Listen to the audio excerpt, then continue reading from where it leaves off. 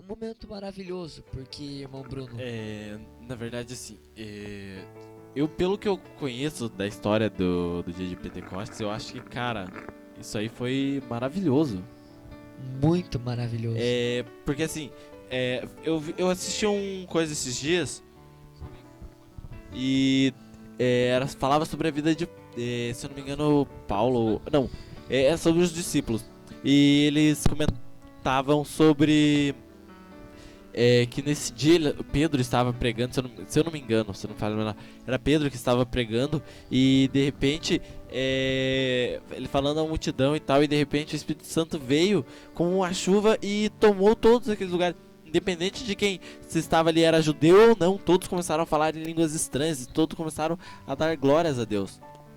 Essa língua estranha que nós fala durante o culto, quando nós sentimos a presença de Deus, quando nós sentimos a graça de Deus a cada hino, aquilo que nos faz chorar, aquilo que nos faz pular de na alegria. verdade, assim, essa parte da língua estranha é mais é o dom do Espírito Santo. O batismo.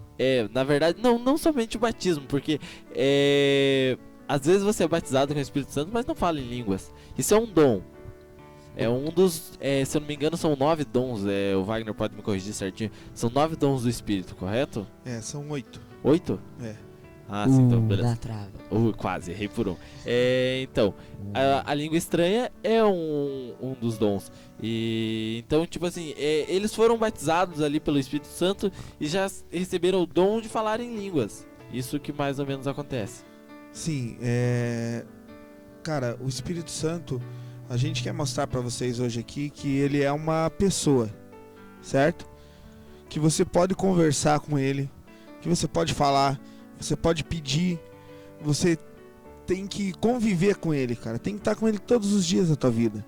Você tem que fazer a vontade dele, você tem que estar junto. Porque como é que você consegue intimidade com uma pessoa? Estando junto, participando, conversando, sentindo a presença. Você não consegue tá junto com uma pessoa, com um amigo teu 24 horas. Mas esse amigo, o Espírito Santo, você pode. Só falando como uma pessoa. Quando eu voltei pra igreja, há um pouco mais de um ano, eu vi uma pregação se eu não me engano era o pastor Emerson que pregou sobre isso ainda. E ele falava assim que então, às vezes o seu dia você sente que seus dias são pesados e tudo mais. E pra começar bem o dia, que você tente fazer uma oração antes ali. E no meio dessa oração, ou antes de se levantar, peça para que o Espírito Santo te acompanhe no seu dia. Que ele venha fazer parte do seu dia, ele venha estar com o seu dia, ele venha te direcionar. Porque, como o irmão Wagner falou, ele é uma pessoa.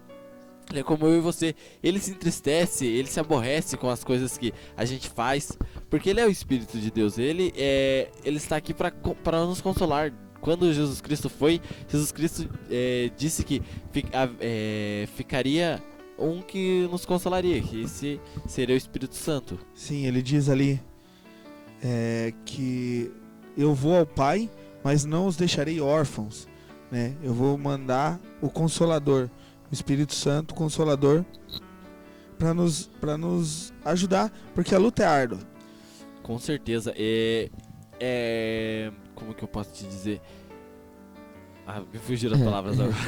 Nós, irmãos, aqui no capítulo sobre mais o tema ali do Espírito Santo do dia de Pentecostes, como o irmão Bruno tá falando, que até os que não eram os judeus, daí teve a parte que começaram a caçoar, né?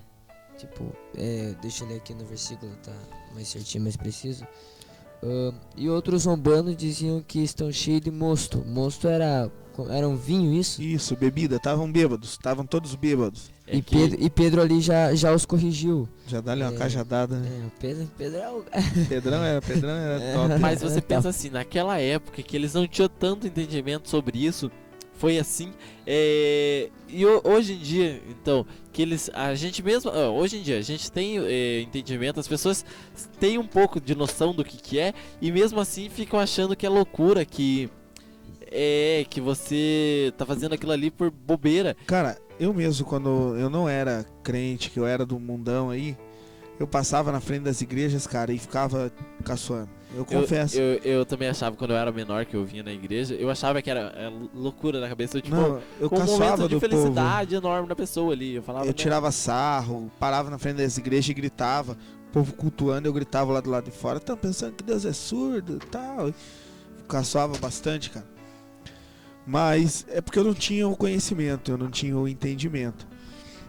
E daí está ali no versículo 17, que diz assim: e nos últimos dias, que foi Joel que disse, e nos últimos dias acontecerá, diz Deus, que do meu espírito derramarei sobre toda a carne, e vossos filhos e vossas filhas profetizarão, e vossos jovens terão visões, e vossos velhos sonharão sonhos, e também o meu espírito derramarei sobre os meus servos e minhas servas naqueles dias, e profetizarão. E é por isso que é uma das coisas mais lindas que nós temos, é o Espírito Santo. Ele é o nosso amigo que está conosco a todo tempo. Quando nós acordamos de dia, ele está do nosso lado, e eu acho que ele espera nós, cada um de nós falar assim: o que nós vamos fazer hoje, Espírito Santo? Espera nós falar assim: eu só vou ali se você for comigo. Ele espera cada um de nós querer estar com ele a todo instante. O Espírito Santo, ele é uma pessoa ciumenta, né, irmão Wagner? Sim, isso é o que a gente queria comentar sobre os atributos que tornam o Espírito Santo uma pessoa. Cara, quais são os atributos que denominam uma pessoa? Sua capacidade de ter ciúme, sua capacidade de pensar, agir, atitudes, né? E a gente pode acompanhar na Bíblia Sagrada que o Espírito Santo é uma pessoa porque ele já aparece desde Gênesis. Ele estava na criação. Concordam comigo? Com certeza. Ali. Pode falar. Em Gênesis, no capítulo 1, verso 2, diz que a terra era sem forma e vazia. Vai lá, lê pra nós aí. Gênesis 1, verso 2. E a terra era sem forma e vazia. Havia trevas sobre a face do abismo, e o Espírito de Deus se movia sobre a face das águas. Então, o Espírito de Deus se movia sobre a face das águas. Então ele está no mundo desde a criação. Ele faz parte da Trindade, Pai, Filho e Espírito Santo. O Espírito Santo capacita líderes. Então, a gente pode acompanhar aí em Juízes 3:10, que o Espírito Santo, ele nos capacita. Eu estou procurando aqui. Juízes 3:10. Diz assim: e veio sobre ele o Espírito do Senhor e o julgou a Israel e saiu pela peleja. E o Senhor deu a sua mão a Cusã Risataim, rei da Síria, e a sua mão prevaleceu. Não. Juízes 3:10. Desculpa aqui, irmãos. Esse Juízes 3:10. 3:10. 3:10, Juízes 3:10, irmão. Aqui ó, e veio sobre ele o Espírito do Senhor, eu julgou a Israel e saiu a peleja. E o Senhor deu a mão a Cusã Risataim, rei da Síria, e a sua mão prevaleceu contra Cusã Risataim. Só fugindo um pouco, voltando. Eu tava dando uma pesquisada aqui. E são realmente 9 dons do Espírito. São 9. São palavra de sabedoria, ciência, fé, cura, operação de maravilhas, profecias, discernimento de espíritos, variedades e interpretações de línguas. Está em 1 Coríntios capítulo 12, dos 7 ao 10. Amém. Então tá lá, para você que está nos ouvindo aí, são 9 dons e já foram listados para vocês aqui, pra gente não se perder. Então, o Espírito Santo, ele capacita, o Espírito Santo nos ensina, temos aqui, o Espírito Santo nos guia, capacita a ser testemunhas, em Atos 1:8, o Espírito Santo vive dentro de nós, Romanos 8:11. Tanto é que Paulo, se eu não me engano é Paulo, não tenho certeza. Não, João, que diz que maior é o que está em nós do que o que está no mundo. Quando ele fala isso, ele se refere exatamente ao Espírito Santo. Que ele é maior do que o que está no mundo. Ele é maior do que o nosso inimigo. Ele é maior do que Satanás e qualquer outro. O Espírito Santo nos santifica. O Espírito Santo abre os nossos olhos espirituais. E o Espírito Santo está envolvido na salvação. Cara, é algo tremendo, porque a Bíblia fala que quem convence do pecado é o Espírito Santo. Com certeza. Então, cara, são atributos. Opa, como? Repete que eu não entendi, vale. Deixa eu pegar aqui de novo o meu estudo para passar aqui pro Luquinhas pesquisar ali. Mas voltando a falar. É que eu queria ler essa passagem bíblica porque eu fiquei curioso e quero compartilhar com os irmãos também. Sobre que ele está envolvido na salvação. Vamos lá, né, irmãos? Timóteo 3,5. Vamos lá. Timóteo 3,5 está escrito assim: porque se alguém não sabe governar a sua própria casa, terá cuidado da igreja de Deus? Não neofita, para que, se ensoberbecendo-se, não caia na condenação do diabo. Então, voltando aqui ao tema, cara, a Bíblia diz que é o Espírito Santo que convence do pecado. Como que você é convencido? Não é por uma força, não é por algo humano ou por algum atributo nosso. É por atributos divinos, é Deus, é o Espírito Santo que nos convence. E ele... eu já ouvi falar que você fala, você pode pregar, mas quem convence é o Espírito Santo. Sim. No meu ver, por experiência própria, o dia que eu preguei, eu sinto que não é você que vai falar lá na frente. Porque assim, eu passei 2 semanas, tipo, sabe o que é você praticamente tentar decorar uma coisa, tipo uma história pra você falar daquilo e sobre aquilo e nada fugir da regra. Eu sei. Sabe o que é você chegar na hora, nada do que você quer, nada do que você pensou, do que você estudou, tipo, parece que desaparece da tua mente. E vem vindo, tipo, é inexplicável. Quando eu vim falar aqui na rádio, a primeira vez que eu estive aqui no estúdio sobre Daniel, eu peguei, nossa, eu me aprofundei em Daniel e quis saber, eu li uns 3, 7 capítulos de Daniel, e eu lia todo dia, eu lia e relia até entender. Aí eu passei pela parte de Sadraque, Mesaque, Abednego, eu pensei em tantos versículos, daí Deus me deu um versículo lá, e daí eu fiquei pensando, o que é esse versículo? Eu, bati, e nada do que eu tinha estudado, feito antes, Deus me deu tudo ali na hora. Cara, graças a Deus eu já tive pregando algumas vezes. No começo passei por todo esse processo de montar esboço, porque eu fiz um curso de teologia aqui na igreja e a gente aprende a montar esboço, a preparar uma pregação com todos os requisitos, e eu tentei preparar dentro desse trabalho, e quando chegava na hora também não tem, Deus muda tudo, o Espírito Santo vem, toma conta e muda a tua mensagem, muda o propósito.